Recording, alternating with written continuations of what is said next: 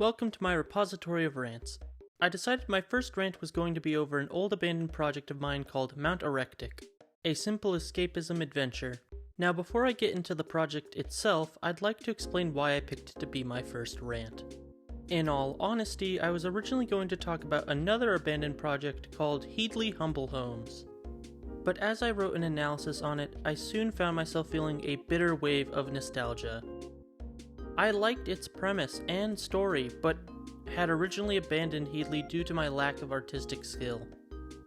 Now I'd like to say I do fine with heavily stylized works such as glamour broadcasting trivia, or when I work in pixel art. But Heedley really highlighted my poor drawing skills.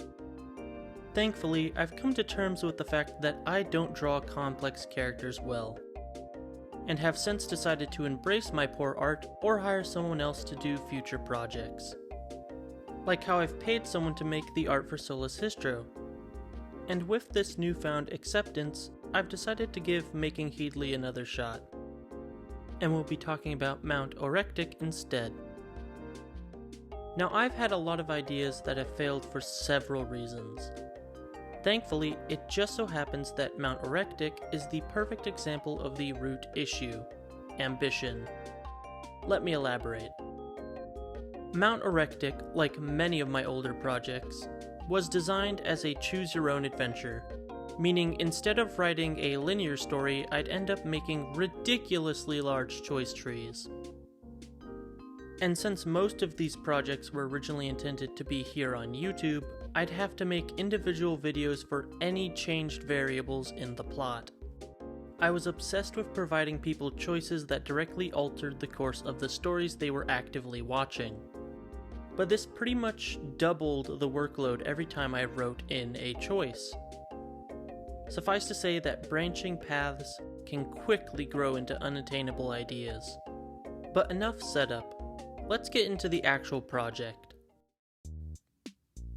The story opens on a cable car where a lone passenger rides in silence. This is Dan, and the character you, the viewer, will make choices through. The car eventually comes to a stop and you get out, taking in the crisp mountain air before beginning your ascent. Right off the bat, I think it's pretty clear that I was going for a simple stylized look, heavily influenced by games like West of Loathing, using simple 2D sketches with a 2-color palette. I opted for this simplistic style since this particular story had more focus on dialogue and descriptions, and felt the more rudimentary look would lend itself well to the overall experience. After a bit of walking, you happen upon a stranger sitting by a fire. You accidentally startle the guy and apologize for spooking him before making introductions. This is Virgil, although he admits that everyone just calls him Pal. As you begin to talk, you're presented with your first dialogue choices. You can make small talk about Pal climbing the mountain, ask about Pal's nickname, admit that you weren't expecting to run into anyone up here, or stare absently into the fire. No matter what dialogue option you pick, the conversation will eventually lead to Pal informing you about the mountain's reputation. Quote, "It seems this mountain is famed for many things: untold wealth, mystical sightings, fantastical happenings. This mountain holds all sorts of wonders for any brave enough to climb it. Is that not why you yourself chose to climb? Tell me, adventurer, what is it you seek?" Your next response is the first important choice of the story. In total, there are 9 scenes that will have impactful choices, and depending on what you say or do, a secret variable can be raised. If you claim you're looking for gold, or that you're a seasoned adventurer looking for thrills, that unknown variable stays set to 0. If you tell Pal that you're just trying to get away for a while, or say an adventure doesn't sound too bad, the variable gains a point and is bumped up to 1. Pal then asks if he can tag along, since having a partner during your climb will make things easier. Having no reason to decline the offer, you and Pal decide to press forward together. Before we move on with the story, I'd like to take a moment to explain the layout of the mountain, and how the choice tree works. Including the interaction you just had with Pal, the mountain has 9 set locations and scenes, with 3 random encounters between each set point to pad out the journey. Each of these set 9 have their own choice tree inside the overarching one. These choice trees are basically dialogue branches that ultimately lead to one of 2 possibilities: gaining a variable point or remaining stagnant at your current variable score, which is reflected in the overall choice tree. The random encounters also have their own dialogue choices, but those are just for that singular encounter, and what branch you do go down doesn't affect the overall choice tree. The random encounters don't hold any weight in the story, and there are far too many to go over. So as we continue, I'll only be covering the set 9, since they have an impact on the plot. I will, however, take a brief second to highlight some of my favorite random encounters, such as a struggling artist who you can prompt to paint a door, tree, sun, or abstract mess, Goblin Court, where all arguments must be presented through violent riddles, a magician's gathering that mistakes Dan for a wizard due to his hat, which also has a reference to the best scribe, and the Contrarian, a self-proclaimed wise man who will go against whatever you try and say. Alright, back to the main story. After a few random encounters that affirm what Pal told you about the mountain being a mystical place, night falls, and you and Pal come across a natural hot spring. Since it's getting dark and you both are rather tired from the climb thus far, you decide to set up camp before taking a dip in the spring. The water is nice and warm, steam tickling your skin as you relax. Eventually, you and Pal start having some small talk. Through the course of conversation, Pal tells you that he's always wanted to experience a hot spring. You can then choose dialogue options that playfully tease about Pal's simple dreams, make a joke about not being 5 feet apart, or admit that you've always romanticized the idea of an adventure because back home, the world started to feel stagnant. Admitting to Dan's yearning for adventure gives us our first glimpse into why he's climbing the mountain. And if this dialogue option is pursued, the variable goes up a point. If you tease or joke, keeping the variable the same, Pal simply jokes back. If the variable is increased by your admittance, Pal comments that it's nice both you and him finally get the experiences you've always wanted. We, the viewer, still don't really know much about Dan.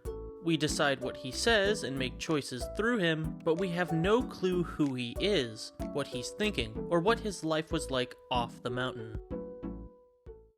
More zany and whimsical random encounters later, you and Pal reach the next set location, a large apple tree, and decide to take a quick break and enjoy some free apples. You and Pal chat about the hike thus far, and through dialogue, you can tell Pal that you're going to miss the freedom the mountain provides, and hope the journey to the top isn't too quick. Doing so adds another variable point, and while the scene doesn't delve much deeper into Dan than the hot spring did, it solidifies that Dan is enjoying his time on the mountain as a roaming adventurer.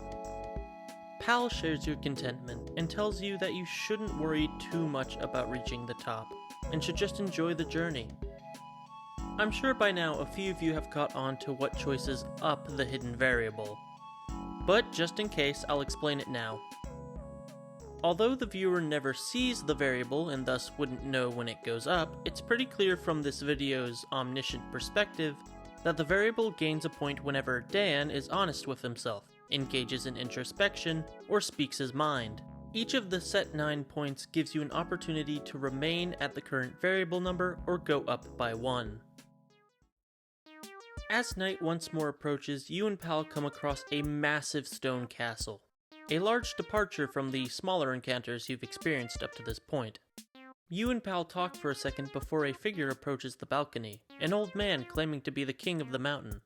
Pal asks the man if you both can stay the night in the king's castle, and the king opens the gates, eager to have guests. As you make your way through the king's castle, you pass lavish works of art, including 2 statues and a tapestry of the mountain, before entering a large study. Pal suggests that the 2 of you wait here for the king, and, looking to kill some time, you're prompted to admire the art on the wall or peruse the king's bookshelf. This choice ultimately has no effect on the outcome of this scene, but does give us another glimpse into the deeper themes of the story. since both the painting and the book Dan looks at makes him feel uncomfortable, though he doesn't know why. Eventually the king enters the room and makes a comment about how expensive whatever you are admiring was, kickstarting an important dialogue with the king. You quickly learn through conversation that the king's title is purely self-imposed. He doesn't actually hold any sway over the mountain or its numerous travelers. And while he doesn't have the power of a king, he does have the riches of one, being the descendant of a far-off noble. There are many directions this conversation can go, most of which keep your variable score stagnant, such as being knighted by His Majesty, telling the king that you are also royalty, or learning that the king fired his staff out of fear they were secretly mountain spirits. However, to gain another point and raise your secret variable score, you must steer the conversation to the king's wealth and his role as a king, which will eventually lead to the king asking you about your occupation. You must then admit to the king that you work a dead-end job as a store clerk, a position that barely pays enough to cover your rent and gas money. This is a huge revelation. Up to this point, all of Dan's journey has been a fantasy adventure. He's dealt with monsters like goblins, met characters with mystical origins and old-timey dialects, and throughout his travels, he's always been constantly referred to by others as a wandering adventurer. And yet, to get a point here, Dan has to admit that off the mountain, he's merely a cashier. Since we've only been with Dan while on the mountain, it might have been assumed that the wider world was the same whimsical, adventurous setting. And yet, through Dan's confession, we can infer that it's far more realistic and mundane. The medieval setting of the mountain is the exception, and the world as a whole is modern and far more realistic. A fact we should have known since Dan arrived on the mountain via a cable car. It's no wonder Dan has enjoyed his time on the mountain, free to hike the mountain as a mysterious roaming adventurer. It sounds like his life off it is pretty dull and not that great. The king also marks a shift in the set points. The first three have just been Dan and Pal talking to one another, reflecting on their hike up the mountain. However, the king and the three set points after him set up scenes where a third-party character is introduced to further test and reveal stuff about Dan. After leaving the king's castle, you and Pal resume your hike, pass 3 more random encounters, and hit your next set point. You and Pal's journey is halted by a roaring river next to a mead hall. It seems the only way forward is to acquire a boat, so you both enter the nearby building. Inside is a long table occupied by drunken adventurers recounting their many heroic accomplishments and bloody battles. You ask about procuring a boat so you can continue making your way to the top of the mountain. Hearing this, the adventurers agree on one condition: you share your own heroic tale. You tell them about your hike thus far, and most are rather unimpressed. Sensing that you're losing the crowd, Pal asks you in a hushed tone to maybe embellish your story a bit. If you choose to lie about your escapades and fabricate stories of crazy adventures, the table cheers for you, granting you the title of Orectic's champion, and your variable score remains the same. If you choose not to lie and instead go into detail about how much you enjoy the little things of the mountain, such as the dew on the grass and the sun through the trees, the adventurers groan and dub you the Mundane Wanderer. Your score goes up by 1. No matter which choice you make, the table agrees to lend you a boat, honoring their deal. You and Pal cross the river and continue the hike. While that scene didn't necessarily reveal anything about Dan we didn't already know, it did show us our first instance of Pal encouraging Dan to lie in order to carry on our grand visage of an adventurer. In all the previous set points, Pal has only ever listened to what we had to say and encouraged Dan to take things slow and enjoy each moment. And while he always is the first to hype Dan up as an adventurer to strangers in random encounters, and a bit to the king, he's never pressed you to go along with the idea of being some sort of hero. Well, until now. Definitely something to be mindful of. Crossing the river and heading up the mountain, the terrain has shifted. There are no more crowded forests. The land is now comprised of sheer rock face and jagged boulders. Random encounters from now on are mostly objects, sights, or monsters, and the people you do run into are far and few between. Night once more falls, and Pal suggests setting up camp so you can get some sleep. You tell him that you'll do so in a sec and that you'd like to stay up a bit to enjoy the night air. Pal heads off to bed while you sit on the rocky ground and stare up at the stars. What happens next is determined by your hidden variable score. If you have less than 3 points, Dan speaks aloud that he is enjoying the climb and the fun adventure. If you have 3 or more points, Dan laments that he feels guilty spending so much time on the mountain. No matter what your score is, what happens next will remain the same, as the stars above shift and the moon blinks before looking down at Dan.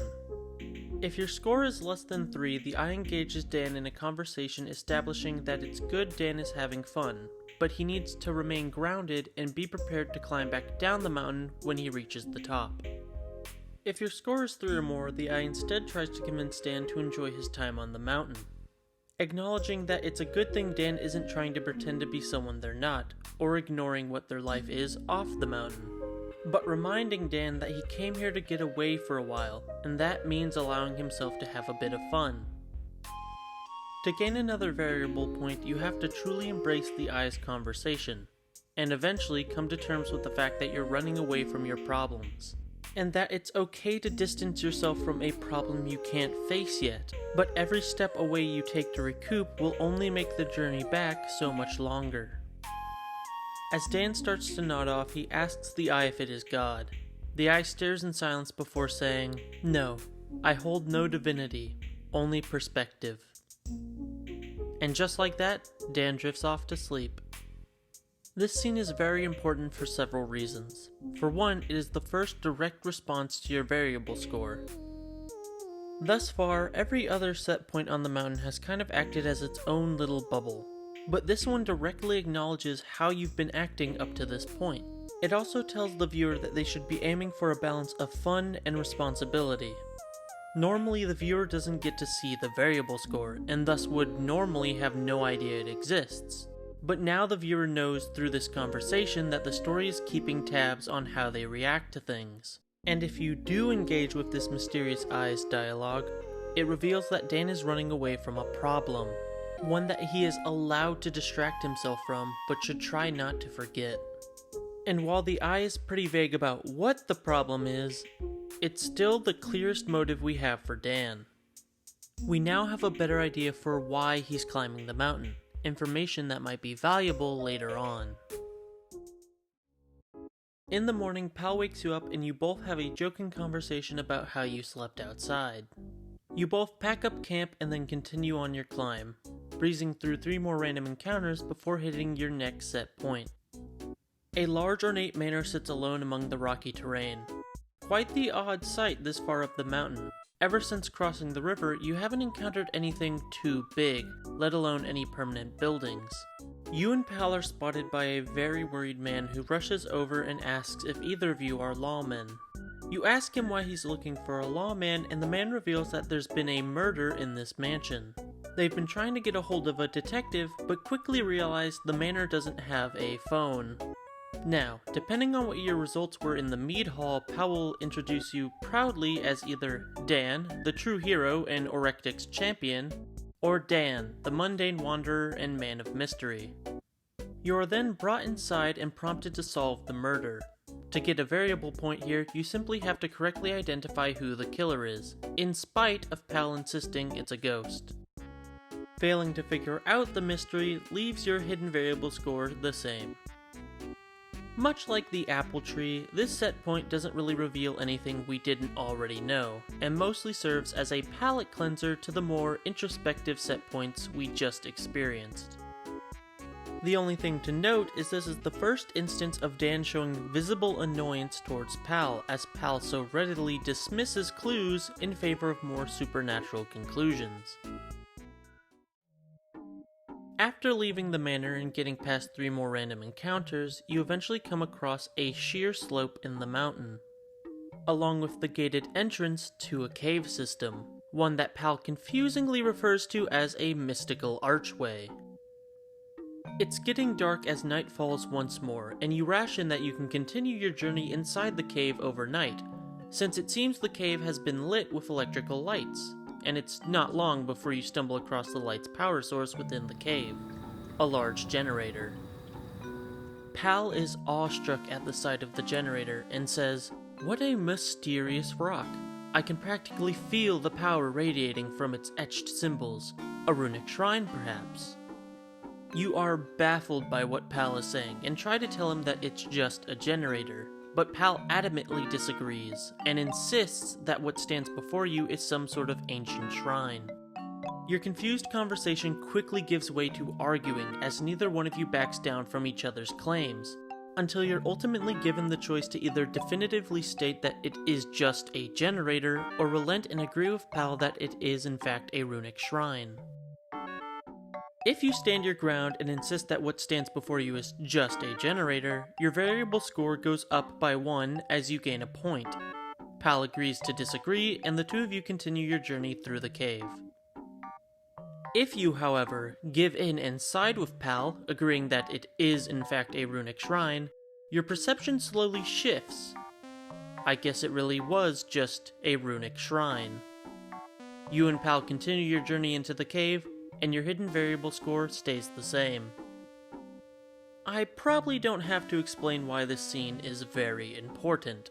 Not only is it the first time during the journey that Pal and Dan have openly argued with one another, but it reveals that everything might not be what it seems as you decide to indulge in your fantasy and your perception shifts to accommodate it. This is obviously a big reveal and spurs many questions. Was the generator real? Of course it was. But then why did Pal insist it was a shrine? And how come it actually becomes a shrine when you decide to say it is? Is the shrine real? If it isn't, then what else isn't real? The next few random encounters are brief, and depending on who won the argument in the last set point, either Pal or Dan is oddly quiet. That is, until you reach the end of your journey. The top of the mountain. Before you is a rocky cliff and a rope bridge that seemingly leads off to another mountain. Pal steps forward, initially surprised at the presence of the bridge, but his bewilderment quickly changes to excitement as he realizes it means more adventure for the two of you. Pal turns to you, reflecting on your adventure thus far, before gesturing back to the bridge and the mountain across it, playfully asking you if you're up for another adventure. There are 4 possible endings you can get. 1 if your current variable score is 3 or less, 1 if your variable score is currently 5 or more, and 2 possible endings if your score is currently at 4. If you've been engaging with the fantasy while ignoring your internal truth and your score is 3 or less, Dan steps forward to join Pal. The two of them playfully banter about the adventure that lies ahead and across the wooden bridge, before walking across. A second later, the fantasy fades, revealing that there was no bridge. This is the bad ending. If you've been gaining hidden variable points at each set location on the mountain and your score is 5 or more, Dan takes a step away from Pal, informing his hiking friend that he has to head back down the mountain, and that the two will have to part ways. Dan heads back down into the cave while Pal heads across the bridge. The fantasy fades away, and you get the neutral ending. If your current variable score is perfectly balanced at 4, you're presented with one last dialogue tree, and thus one last choice. Through your conversation, you convince Pal not to cross the bridge. If you agree to just stay on this mountain and continue exploring it, your variable score remains the same and you get the good ending. If you instead tell Pal that it's time to leave the mountain, Pal is a bit saddened, at least until you tell him that the two of you can stick together and enjoy the journey as you make your way back down the mountain. You gain one last variable point and earn the true ending, as the two of you depart together. And that's it. That's the story of Mount Orectic. It's the classic all in the protagonist's head twist. A twist I tried to foreshadow at every opportunity I could. like when the painting and book in the king's castle made Dan uncomfortable. And don't you worry, it wasn't all imaginary. Some of the weird fantasy stuff does actually exist. After all, Mount Orectic is a mysterious place. This video isn't over just yet though, because I'd now like to go into some of the design choices for the project. Like, why is Dan a cat in a wizard hat? Well, I'm going to be 100% honest, it's a reference to another dead project of mine. When I was originally making this project, I had drawn the main character from the other project in this one style, considering making them an NPC. When that other project definitively died, I decided I could use the sprite as the project's main character, since it was very visually striking. I had even considered making it part of Dan's fantasy, and there was originally a lake in the eye scene, and if Dan's variable score was high enough, he would look into the lake's reflection, and it would be him as his normal self. But I ultimately scrapped the idea because I thought it would be better just to not explain the design choice. Is Pal real? Who's to say? I had initially written the story with Pal being part of the fantasy. I then later wrote it as Pal being another hiker equally as intrigued and confused by the weirdness as Dan.